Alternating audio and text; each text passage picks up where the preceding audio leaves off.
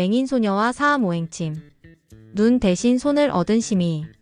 제8편 위기 속의 깨달음. 혜연은 20대 여성 환자 앞에서 진퇴양난에 빠져 있었다. 평소와 달리 아무것도 읽히지 않는 상황에서 임성진과 다른 학생들의 시선이 따가웠다. 손에 든 환자의 손목에서는 맥박만 느껴질 뿐 그 이상의 정보는 전혀 전달되지 않았다. 왜 이럴까? 분명 평소에는. 혜연은 당황스러웠다. 마치 오랫동안 의지해온 지팡이가 갑자기 부러진 것 같은 느낌이었다. 어때, 진단 나았어? 임성진이 조롱하는 듯한 목소리로 물었다.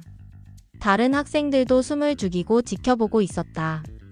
그때 구정환이 조용히 다가와서 혜연의 어깨에 손을 올려놓았다. 혜연씨, 천천히 하세요. 평소처럼 하시면 돼요. 정환의 따뜻한 목소리와 손길이 혜연의 마음을 진정시켰다. 그 순간 혜연은 깨달았다. 자신이 너무 조급해하고 있었다는 것을. 그리고 다른 사람들의 시선을 의식해서 평상심을 잃었다는 것을. 혜연은 깊게 숨을 들이쉬고 마음을 가라앉혔다. 사암 선생님이 가르쳐준 대로 먼저 자신의 마음을 비우고 환자에게 집중했다. 마음을 읽으려 하지 말고 먼저 환자의 고통에 공감하자. 혜연은 다시 환자의 손목에 손을 올려놓았다. 이번에는 특별한 능력을 사용하려 하지 않고 그저 한 사람의 의사로서 환자를 대했다. 어디가 가장 힘드세요? 전신이 아픈데. 특히 가슴이 답답하고 숨이 막히는 것 같아요. 언제부터 그러셨어요? 한 달 전부터요. 갑자기 시작됐는데 병원에서는 별다른 이상이 없다고 하더라고요. 혜연은 환자의 목소리에 집중했다. 말끝이 떨리고 있었고 호흡이 얕았다. 그리고 손목의 맥박이 불규칙했다. 혹시 최근에 스트레스를 많이 받으셨나요? 네. 사실 취업 준비 때문에. 환자가 말을 이어갔다. 계속되는 취업 실패로 인한 우울감, 가족들의 기대에 대한 부담감, 미래에 대한 불안감이 쏟아져 나왔다. 혜연은 더 이상 특별한 능력에 의존하지 않았다. 대신 환자의 말을 주의 깊게 듣고 그 속에 숨겨진 진짜 고통을 찾아냈다. 저는 이분이 공황장애 초기 증상을 보이고 계신다고 생각해요. 혜연이 조심스럽게 진단을 내렸다. 스트레스로 인한 시민성 질환으로 친구 치료와 함께 심리상담이 병행되어야 할 것 같습니다. 임성진은 비웃으려 했지만 환자가 고개를 끄덕이는 것을 보고 말을 멈췄다. 맞아요. 제가 요즘 정말 불안하고 가슴이 답답한 게 그래서였나 봐요. 지도 교수가 나타나서 혜연의 진단을 확인했다. 정확한 진단이군요. 왕혜연 학생 잘했어요. 임성진은 실망한 표정을 감추지 못했다. 자신의 계획이 실패로 돌아간 것이었다. 그날 밤 혜연은 사암에게 하루 있었던 일을 털어놓았다. 선생님, 오늘 정말 당황스러웠어요. 제 능력이 갑자기 작동하지 않더라고요. 사암은 잠시 생각하더니 고개를 끄덕였다. 그럴 수도 있어.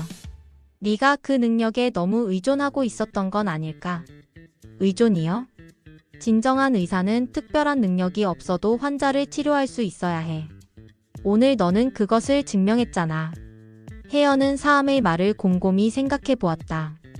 확실히 오늘 자신이 내린 진단은 특별한 능력이 아닌 순수한 의학적 지식과 경험으로 이루어낸 것이었다.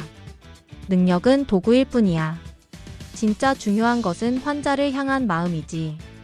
다음 날 정환이 혜연을 찾아왔다. 혜연씨, 어제 정말 멋있었어요.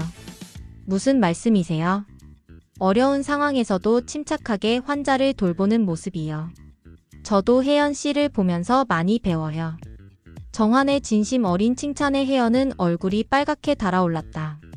고마워요. 그런데 정환씨는 왜 항상 저를 도와주세요? 정환은 잠시 망설이다가 솔직하게 답했다. 처음 도서관에서 혜연씨를 봤을 때부터 뭔가 특별하다고 생각했어요. 어려운 상황에서도 포기하지 않고 열심히 노력하는 모습이 아름다워 보였거든요. 혜연은 가슴이 뛰는 것을 느꼈다.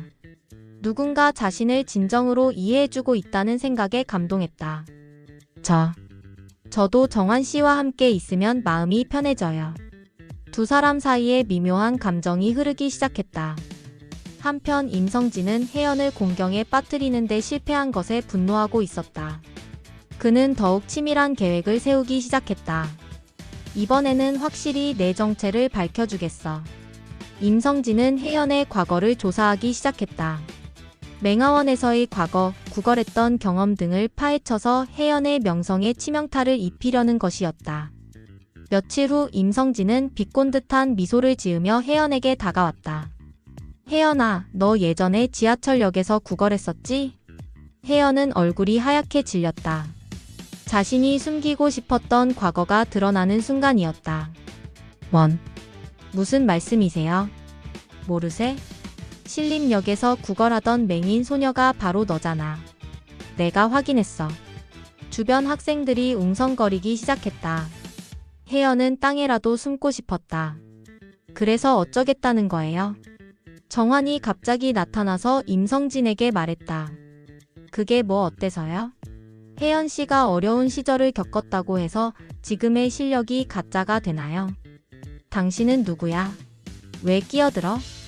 저는 구정환입니다. 그리고 혜연 씨의 친구예요. 정환은 혜연 앞으로 다가가서 그녀의 손을 잡았다. 혜연 씨, 과거는 중요하지 않아요. 지금의 당신이 어떤 사람인지가 중요한 거예요.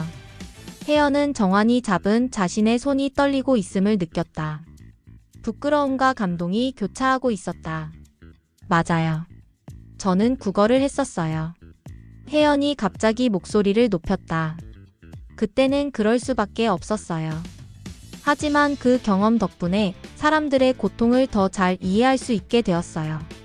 제가 부끄러워할 일이 아니에요. 혜연의 당당한 모습에 학생들은 오히려 감동했다.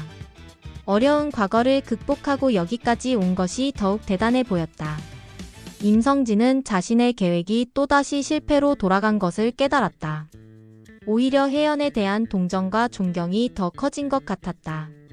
그날 저녁, 정환은 혜연을 학교 근처 조용한 카페로 데려갔다. 혜연 씨, 오늘 정말 용기 있었어요. 아니에요.